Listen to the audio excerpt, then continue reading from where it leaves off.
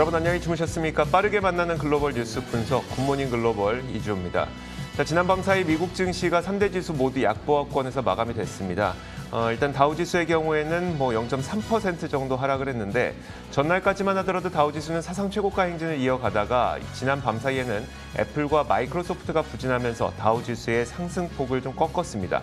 0.3% 마감했고요. 전체적인 시장 분위기를 살펴보자면 바이든 대통령이 이번 주에 인프라 부양책을 내놓을 예정입니다. 여기서 어떤 내용이 나올지 좀 기다려보자는 관망 심리가 약간 작용을 했던 것 같고 이런 가운데 10년물 국채금리는 계속 올라가고 있습니다. 지난 밤 사이에도 1.77%까지 급격한 상승이 또 나타나기도 했었고요. 여기에다 이날 발표됐던 몇 가지 지표는 나쁘진 않았습니다. 먼저 살펴보자면 3월 소비자 신뢰가 109.7을 기록해서 1년의 최고치를 기록했는데 그만큼 소비자들의 소비 심리가 굉장히 강하다는 것을 확인할 수가 있었고요. 자, 뿐만 아니라 지난 1월 주택 가격이 11.2% 급등하면서 15년 내 최고치를 또 최대폭의 상승을 기록하기도 했습니다. 자, 그런데 이런 지표들이 해석은 좀 다 분분합니다.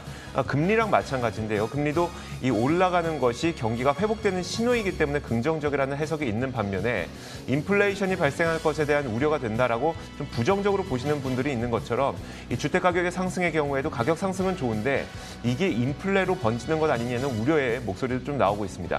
같은 뉴스를 보고도 좀 제각각의 해석을 하고 있는 그런 시장이 펼쳐지고 있는데요. 자, 어떤 일들이 있었는지 조금 더 구체적으로 살펴보도록 하겠습니다. 굿모닝 글로벌 지금 바로 출발하겠습니다. 네, 전일 미국장에서 주목받았던 시황 소식들 전해드리겠습니다. LS 클로징 벨 나올 시간이고요. 간밤 미국장에서 주요 지수는 국채금리가 또다시 오름세를 보이자 하락으로 마감을 했습니다. 먼저 자세한 마감 상황부터 확인해 보겠습니다. 다우지수 오늘은 104포인트가량 반납을 한 모습이죠.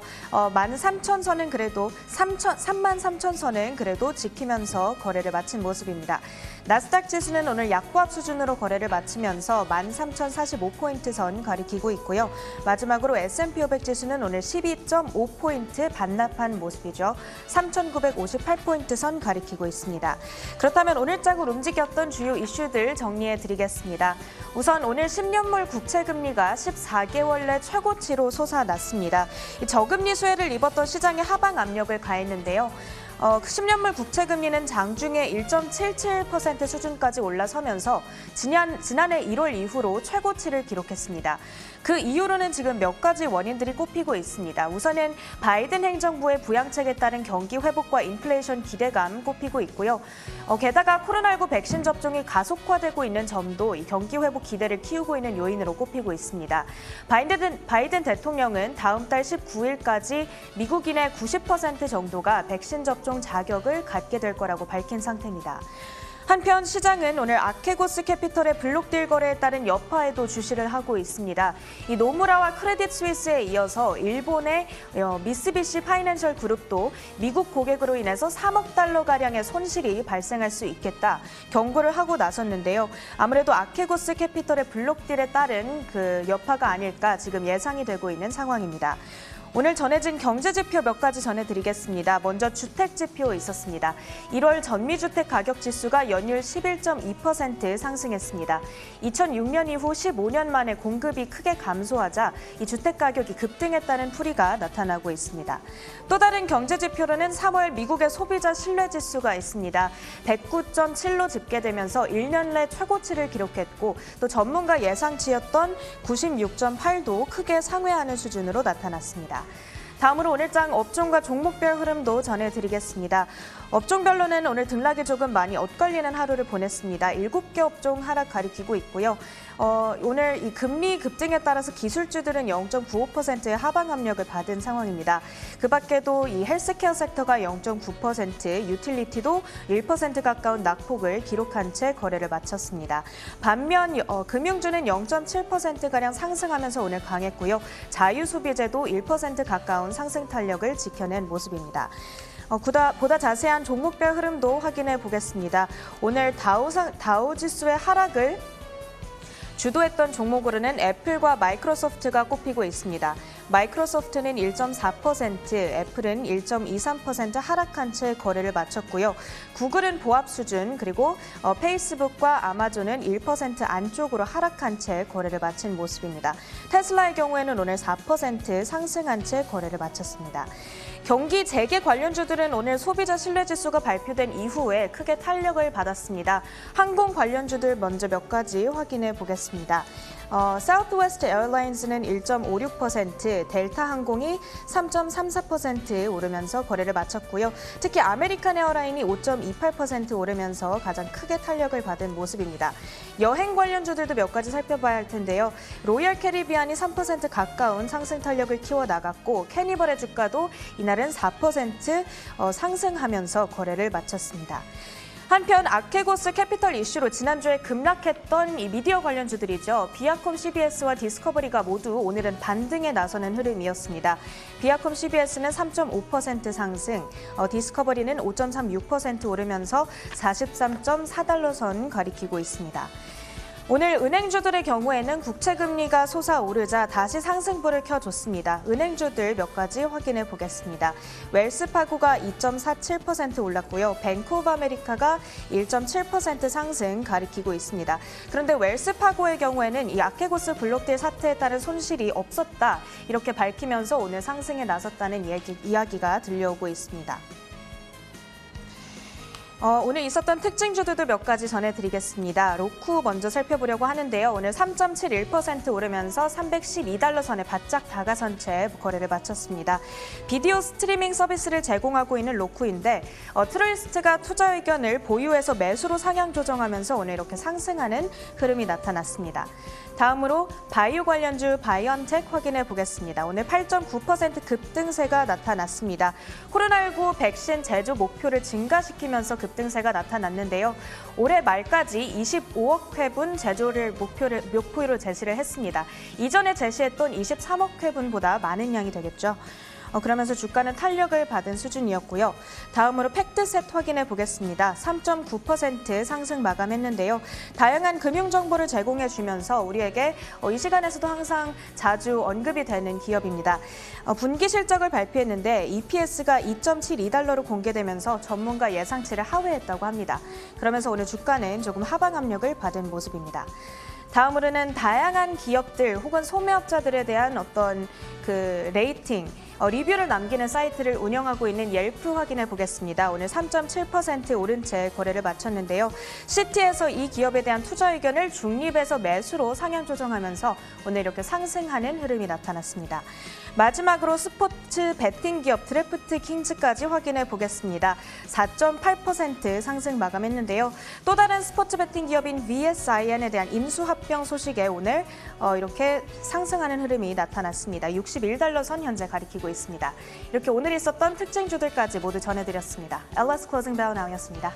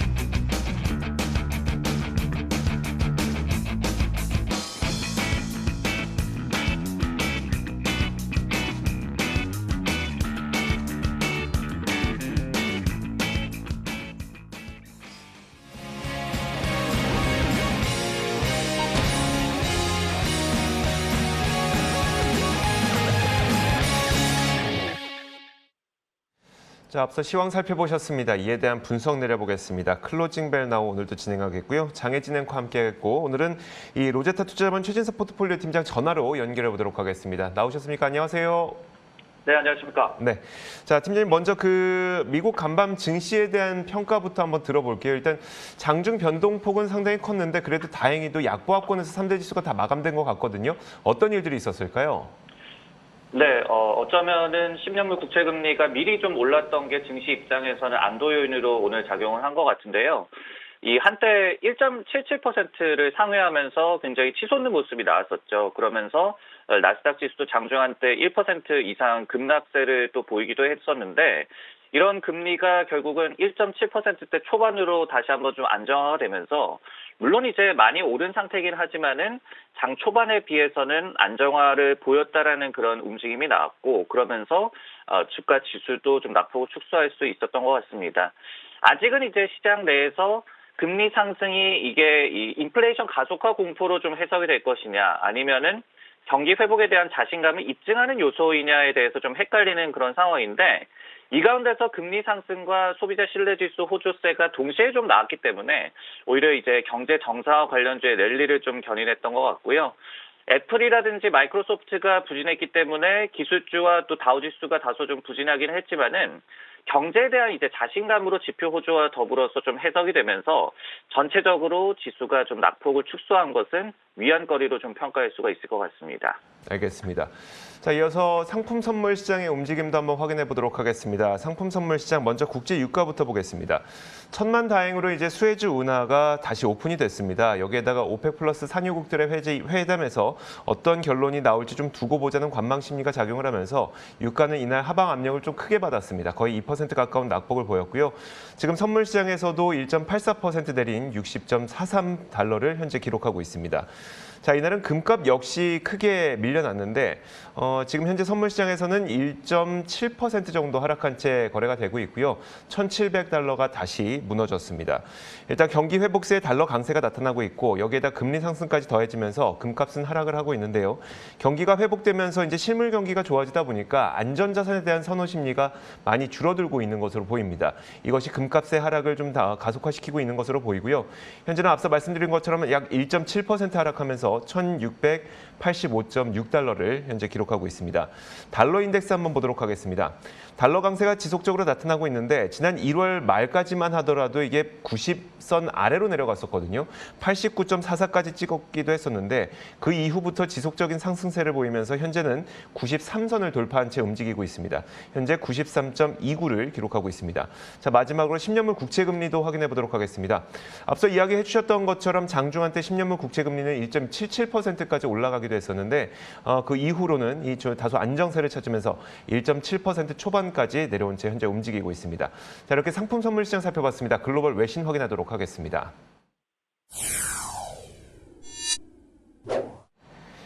자, 첫 번째 뉴스부터 한번 보도록 할 텐데요. 첫 번째 뉴스 제가 먼저 준비를 해봤습니다. 일단 이겁니다. 그 미국의 1월 주택 가격이 급등했던 것으로 확인이 됐죠. 15년 내 최대 상승률을 기록했습니다. 이에 따라서 인플레이션에 대한 우려감이 다소 커지고 있는 상태인데요. 케이스 실러 주택 가격 지수에 따르면 지난 1월 미국의 주택 가격이 11.2% 급등했습니다. 이게 연율로 환산했을 때 15년 내 최대 상승폭이라고 하는데 작년 1월까지만 하더라도 이 연율 환산 그 주택 가격 지수가 3.9% 올랐던 것에 비해서도 엄청나게 큰 상승폭을 기록한 것을 확인할 수가 있습니다. 문제는 이제 모기지 금리의 상승인데 모기지 금리는 10년물 금리를 천천히 따라갈 수밖에 없습니다. 지금까지는 연준이 막대한 양의 모기지 채권, 즉 MBS를 지속적으로 매수를 해왔기 때문에 이 모기지 금리가 크게 오르지 않고 있었거든요. 실제 숫자만 보더라도 2019년까지만 하더라도 1조 6천억 달러 정도의 모기지 이 MBS를 매수를 했었다면 지금은 팬데믹 때문에 연준에서는 거의 2조 2천억 달러 정도까지 MBS의 매수 비중을 굉장히 늘려놓은 상태입니다. 하지만 이제 10년물 금리가 상승하고 있기 때문에 모기지 금리가 상승할 가능성이 충분하고 여기에 대해서 인플레이션에 대한 우려감이 커지고 있는 상태인데 이런 가운데 JP모건과 세일즈포스닷컴에서는 우리는 이제 사무실을 매도하겠다. 주택 시장의 그 가격 상승이 나타나는 것과는 다르게 오피스 시장은 굉장히 부진한 것으로 보이고 있습니다. JP모건과 세일즈포스닷컴 세이지포스트닷컴도 본인들의 사무실을 그냥 팔아버리겠다 이렇게 얘기를 하고 있는데 재택근무가 확산되면서 정상화 이후에도 사무실이 굳이 필요가 없다는 판단 때문인 것 같습니다. 자, 정리하자면 이제 재택근무는 정상화 이후에도 이제 시제 흐름이 될 것 같고 결국 사무실 수요는 줄고 주택 수요는 증가하고 있는 이런 흐름인데요. 자, 팀장님 좀 오래 기다리셨는데 일단 먼저 이것부터 한번 볼게요. 주택 가격 급증에 따른 이제 인플레이션의 우려감에 대해서 월가에서 어떻게 평가하고 있을까요? 네, 일단 물론 인플레이션이 가속화될 것이라는 우려를 반영해서 최근까지도 국채금리가 계속해서 좀 상승을 하고 있는 거죠. 하지만은 지금 시장에서는 실제로 인플레이션이 가시화되기까지는 어느 정도 좀 시간이 소요될 것이다라는 게 좀 중론인 것 같고요. 예를 들어서 이제 BMO 같은 IB에서는 인플레 발생까지 좀 시간이 필요할 것이다. 그래서 과도한 우려를 할 필요가 없다라고 분석을 한 바가 있었고, 그리고 나티시스라는 기관에서도 시장의 우려와는 달리 인플레이션이 그렇게 쉽게 발생하기는 어렵다라고 또 분석을 했습니다.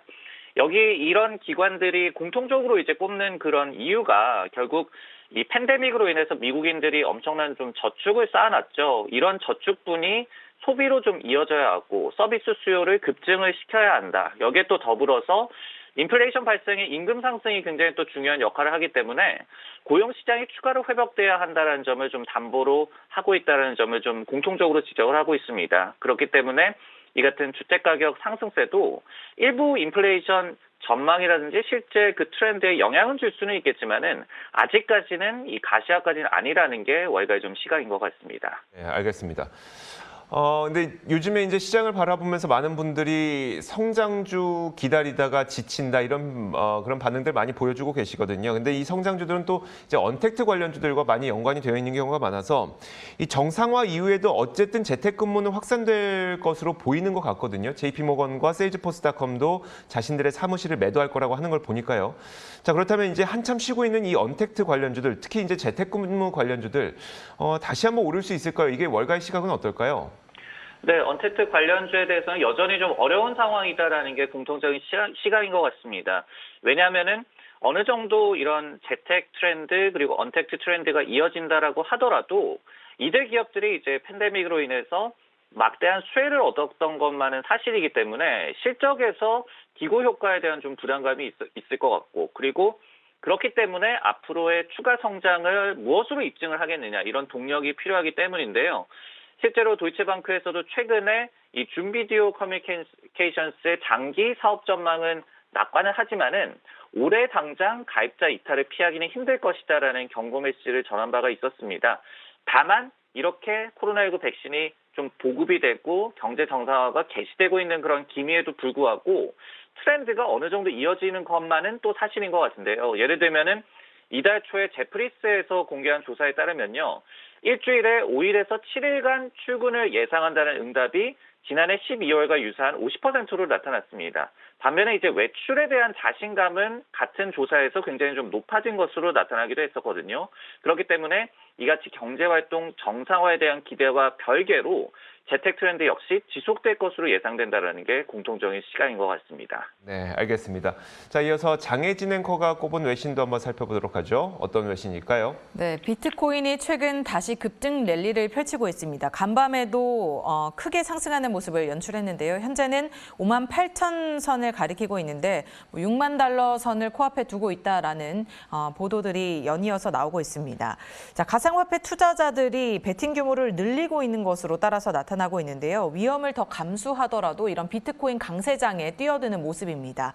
지난 며칠간 비트코인 시장에 롱 포지션으로 펀딩을 하는 비용이 지난 3월 중순 이후 처음으로 다시 한번 상승세를 보이고 있다라고 외신은 전하고 있는데요. 그만큼 비트코인의 가격에 움직임을 두고 베팅을 하는 사람들이 크게 늘어나고 있는 것으로 나타나고 있습니다. 관련해서 두 가지 소식이 비트코인 랠리에 또 힘을 실어줬는데요.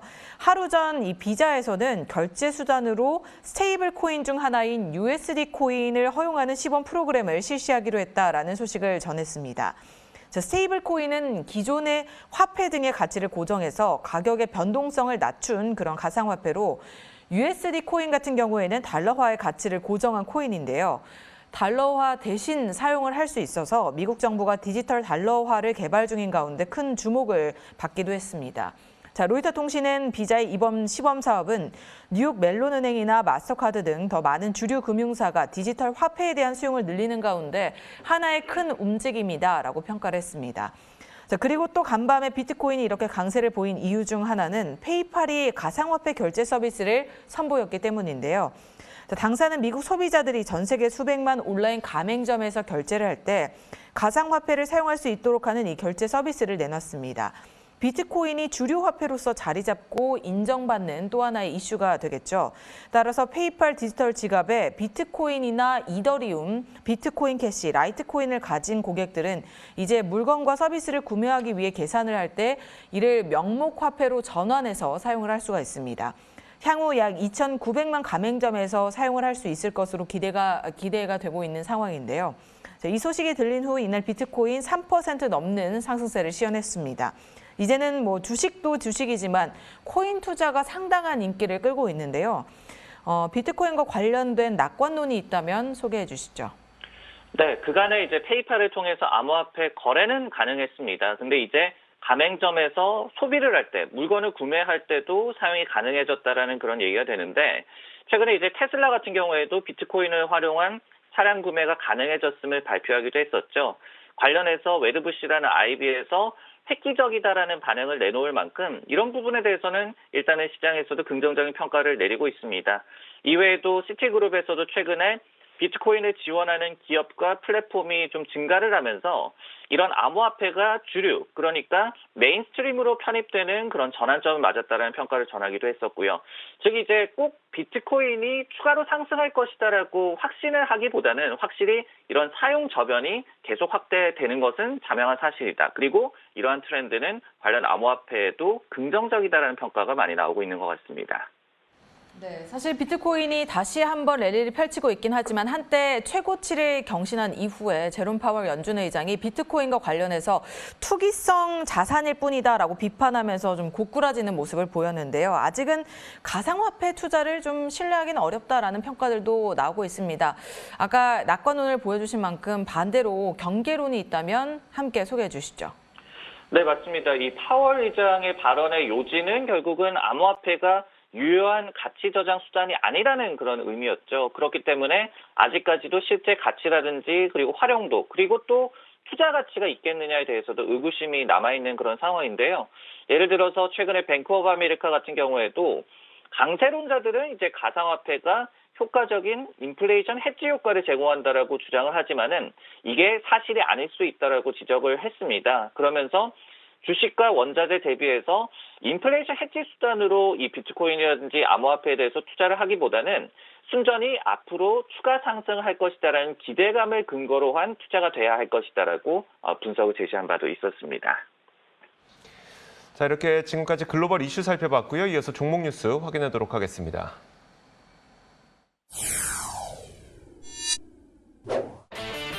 오늘의 종목 뉴스입니다. 카누가 현대차와 협력이 끝난 듯 보인다는 내용의 보도에 간밤 20% 폭락했습니다.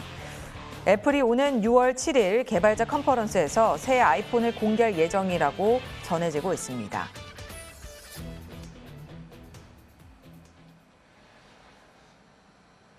네, 첫 번째 기업부터 한번 보겠습니다. 바로 카누인데요. 사실 카누는 작년에 스펙 상장을 해서 많은 분들에게 큰 관심을 받았던 기업이기도 합니다. 자, 이랬던 카누가 현대차와의 협력이 끝난 것 같다는 보도가 나오면서 지난 밤 사이에 21% 넘는 급락을 보였고요. 주가가 $10 밑으로 떨어졌는데 이게 스펙 상장했던 카누의 주가가 합병 전, 그러니까 스펙 합병 전 가격까지 떨어진 것이기 때문에 굉장히 좀 위기감이 커 보입니다. 어떤 일이 있었는지 한번 살펴보도록 하겠습니다. 자, 지난 29일 일단 카누는 실적을 발표를 했는데 순손실이 절반 이상 줄어들었습니다. 이건 긍정적이었었죠. 또 한 가지가 모든 전기 트럭 모델의 인도 시기를 2023년 초로 제시를 했습니다. 하지만 그 우려는 그 이후에 나타났는데 미국의 뉴스 웹사이트인 더 버지에서 이런 보도를 내놨습니다. 현대차와의 협력은 이제 끝난 것으로 보인다. dead라는 단어를 썼는데요. 카누는 조용히 그들의 웹사이트에 새로운 IR 자료를 올렸는데 더 이상 그 자료에는 현대차가 언급되지 않는다면서 잠재적 파트너십에 대한 논의는 좀 주제 넘은 것이 아니었나 이런 평가를 내리기도 했습니다. 자, 이 보도가 있자마자 또 투자자들의 권익 관련 소송을 전문으로 하는 로펌이 나서서 혹시 이 카누라고 하는 기업이 투자자들을 잘못된 정보로 잘못 이끈 것은 아닌지 자체적인 조사에 들어가겠다라고 밝혔거든요. 그러면서 이제 카누의 주가가 급락을 하게 된 겁니다. 자, 팀장님 먼저 첫 번째로 그 스펙 합병 이전 가격까지 내려왔습니다. 이게 $10 밑으로 내려왔다는 거는 굉장히 큰 좀 위기감으로 다가오게 되는데 카누에 대한 월가의 시각은 현재 어떨까요? 네, 이 카누라는 기업이 주목받은 것이 지난 1월이었죠. 애플이 지난해 이 기업을 인수하는 것을 시도했다라는 보도가 나온 시점이었습니다. 그러면서 이게 전기차 플랫폼 기업으로 시장에서 굉장히 좀 주목을 받았었는데 이제 관련해서 UBS에서 이 전기차 섹터 내에서도 디젤 대비한 비용 효율이 높은 대형 트럭을 생산 가능한 기업에 주목하라는 분석이 있었어요. 그렇기 때문에 이런 전기 트럭과 관련한 그 섹터에 대한 시장의 관심도는 좀 높은 것 같습니다. 하지만은 이 기업에서 전기 트럭을 출시하는 그 시점으로 2023년을 좀 제시를 해놓고 있는 그런 상황이기 때문에 이게 타사 대비해서 조금 늦습니다. 그런 가운데서 이런 카누 입장에서의 협력 관계 종료 우려가 이날 좀 특히 좀 대형 악재로 좀 해석이 된 것 같습니다. 기대감보다는 약간의 우려감이 조금 더 큰 상황인 것 같네요. 자, 그런데 이제 카누를 제외하고 다른 전기차 업체들은 이날 시장에서 크게 나쁘지 않은 모습, 오히려 좋은 모습을 보였었거든요. 그렇다면 최근에 이제 전기차에 대한 월가이시가 여전히 괜찮다라고 보고 있을까요? 결국 여전히 그 시장 자체의 성장력에 대해서는 어느 정도 동의를 하고 있기 때문에 언제든지 좀 매기가 돌아올 수 있다는 점을 오늘 시장 흐름에서는 좀 보여줬던 것 같은데요. 최근에 이제 웨드부시에서 관련 분석을 좀 제시를 했습니다. 그 요지는 최근에 전기차 관련주가 다소 좀 어려운 시기를 겪고 있지만은 그러면서 이제 장기 투자 기회가 생겼다라는 그런 얘기였는데요. 향후 10년간 전기차 총 유효 시장 TAM이 $5조 달러에 달할 수 있을 것이다라고 예상을 했습니다. 이렇듯이 시장 자체의 외형 성장에 대한 기대감과 더불어서 어떤 이 바이든 행정부에서 이 세제 혜택이라든지 아니면 관련 인프라 확충 등이 이제 장기적인 전기차 섹터에 대한 낙관론을 지지하고 있는 상황이다라고 정리드릴 수가 있겠습니다. 자, 이어서 장혜진 앵커가 꼽은 기업도 보겠습니다. 어떤 기업의 어떤 뉴스일까요? 네, 애플이 오는 6월 7일 이 가상으로 열리는 세계 개발자 회의 WWDC에서 새로운 아이폰을 공개할 예정이다라는 소식이 CNBC를 통해서 전해졌습니다. 자, 애플은 매년 열리는 이 컨퍼런스를 지난해에 이어 올해에도 코로나19로 인해서 가상으로 진행할 예정이다라고 발표를 하면서 다양한 신규 제품들을 발표할 예정인 것으로 함께 알려지고 있는데요. 일반적으로 이 컨퍼런스에서 애플은 새로운 아이폰과 아이패드, 애플워치, 애플 TV, 맥 소프트웨어 등을 공개해 왔습니다. 자, 이 행사는 애플 제품의 앱을 만드는 개발자들을 위해 열리는 행사지만 이 소비자들 또한 애플이 어떤 새로운 제품이나 기능을 내놓게 되는지 먼저 살펴볼 기회를 제공하기도 합니다. 특히 6월에는 그해 가을에 최종적으로 내놓을 소프트웨어를 런칭하기 전에 베타 형식으로 공개를 하게 되는데요.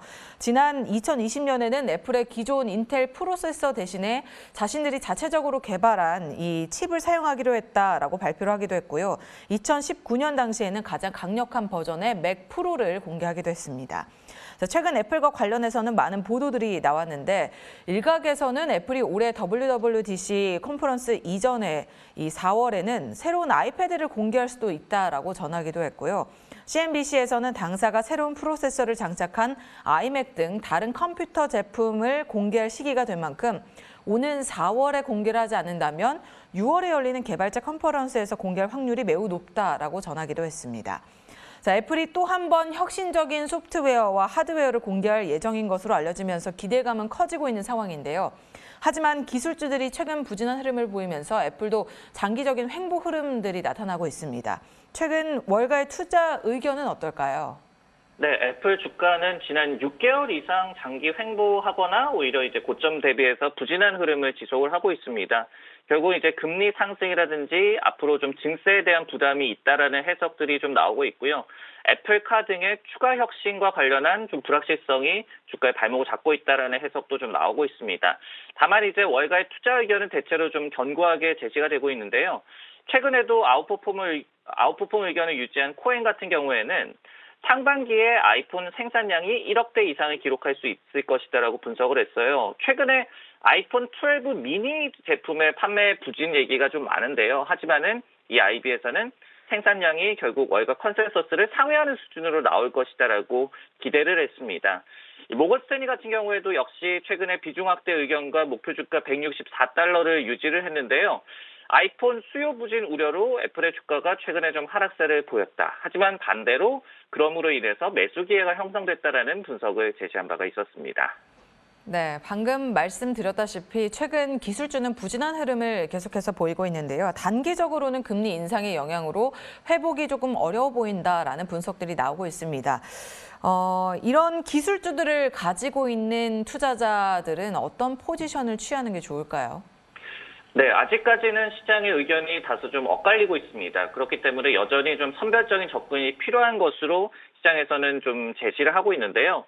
예를 들어서 인베스코라는 기관에서는 IT 섹터의 결국은 성장이 인플레이션에 대한 우려를 상쇄할 수 있다라고 얘기를 하면서 최근의 부진이 매수 기회로 작용할 수 있을 것이다라고 분석을 했습니다. 그리고 TD 아메리트레이드라는 기관에 따르더라도 미국의 개인 투자자들은 이미 대형 기술주에 대한 대거 매수세에 좀 나섰다라는 소식이 전해지기도 했었고요. 반면에 이제 번스타인 같은 IB에서는 금리 상승이 지속 시에 고퍼주에 대한 투자를 여전히 시장에서 꺼릴 것이다라고 얘기를 하면서 기술주 하락세가 수년간 지속될 수도 있을 것이다라고 분석을 했습니다. 그리고 또 시티그룹에 따르더라도 펀드 매니저들 사이에서 여전히 대형주라든지 금융주, 소형주, 또 가치주 등이 선호된다라고 분석을 제시한 바도 있었기 때문에 지금과 같은 어떤 경기 회복기 그리고 금리 상승기에는 기술주에 대한 어떤 혼재 양상이 지속될 수 있다는 점을 충분히 좀 염두를 해야 될 것 같습니다. 자, 이렇게 지난밤 사이 있었던 여러 가지 글로벌 이슈와 종목 뉴스까지 살펴봤습니다. 장혜진 앵커와 함께했고요. 로제타 투자자본 최진석 포트폴리오 팀장 전화를 수고해 주셨습니다. 오늘도 말씀 고맙습니다. 네, 고맙습니다.